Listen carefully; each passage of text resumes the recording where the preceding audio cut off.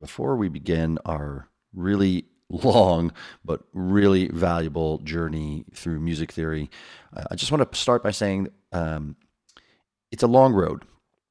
I don't expect you to just get it right out the gate, and I certainly don't expect you to take away every single thing that I talk about in this class and make it a part of your music. I'm going to spend a lot of time in this other world called major, and in particular, something called the C major scale, because everything we have in music theory stems from C major scale. I mean, this is kind of like ground zero. In class, I call this the Rosetta Stone. And really, it's more like the DNA of all music theory because everything comes from here. Now, like I said, this is not necessarily the place where you'll spend all of your time musically later, but this is seriously one of the most important things and one of the most important parts that you can really understand as deeply as possible. It's a beautiful Saturday morning in my home studio right now. The blue skies are outside. It's sunny. It's perfect. It's about 78 degrees and on its way to being a really warm spring summer day. So couldn't be a better time. I'm totally feeling this right now. It couldn't be a better time for me to introduce you to this particular part of the world and to just begin our journey. And again, this is the very first step. We're going to spend a lot of time in the first step before we make our first bend around the corner. And if it doesn't move you emotionally, just bear with it. Okay, this is like doing fundamentals at the gym. Okay, you've got to go through the slog to get to the good stuff. You don't get to, you know, bench 400 pounds without starting somewhere. So I have a couple of things in front of us here today. The first of which is we're going to get to a little bit later, but this one right here, you can see I have these two drum beats here. These are drum beats that are kind of, this is my version of the first lesson, the first chapter, the first chunk, and the first assignment, which is I made at least two different beats here. One is pretty simple, and then the other is a little more complex. And the one that's simple is there as a backdrop for me to do all of my practicing and all of my exercises to. I happen to have chosen hip hop because that's what I was feeling, and this is what it sounds like.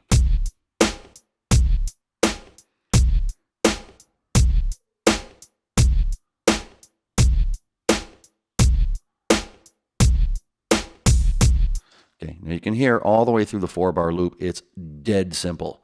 Nothing special going on in this thing until the very end where it goes doom, doom. So one extra beat, one extra eighth note to just let you know the end of the 4 cycle is coming.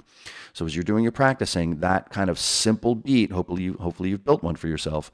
The simple beat is where you're going to do your tough exercises, where you're really not focusing on the music or the rhythm. The rhythm's just a backdrop. It may as well be a metronome. And that's for you to be really practicing on your fingers and keeping it in time. The second one's a little more fun, and I've got a piece of exercise that I'm going to walk everybody through a little bit later that uses this one. It's still a 4/4 beat, but I syncopated it in a way where it's kind of top heavy, if you will.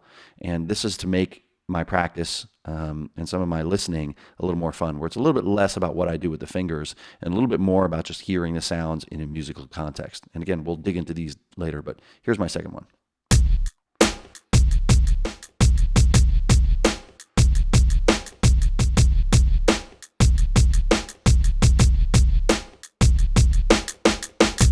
And again, you know the end of the phrase with the extra snares. Still a 4-bar loop.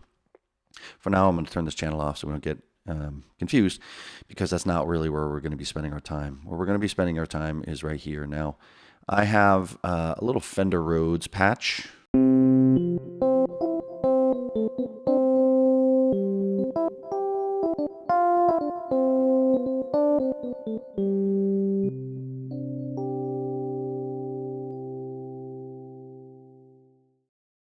Now I've built a slightly customized patch here in FM8. It started with something called Clean Up the Roads, and it's Fender Rhodes sound. It's a fairly generic sound. It works for a lot of different styles of music. I have a little bit of delay on here. You can see just a little bit. It's okay to have a little bit of effects on your sound. I mean, you do want this to be kind of inspirational, you know.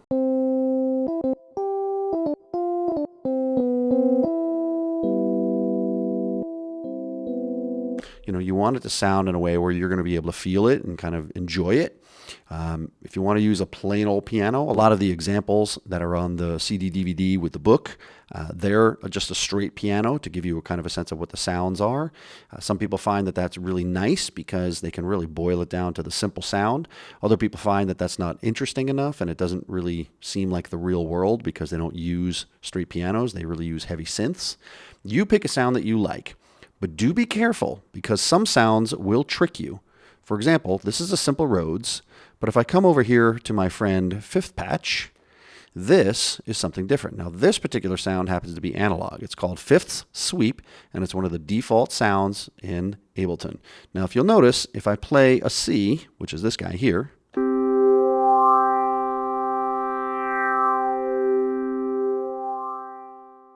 you can hear it's not actually just one note. You're actually hearing this one.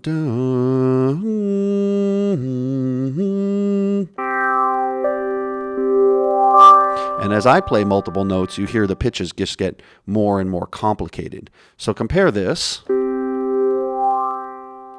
to this.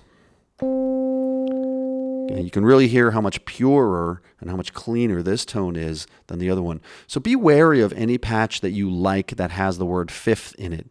And to give you an idea, we'll come back to this concept a little bit later, but if you look down here at this oscillator 2, you can see how oscillator 2 is pitched up 7ST. Now that means semitones, and we'll talk about that in these videos. You want to watch out for anything that has anything in the semi, anything other than 0. Okay, so here's another one, for example.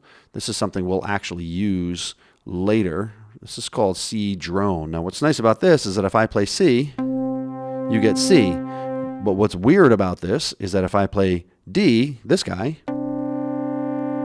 you can hear 2 tones in there too. Now, we're actually going to use C drone because what's cool about it is it gives you C and D and C and D and E. Okay, so I wouldn't use this to practice with, but we are going to use this later when we talk about 2-note combinations.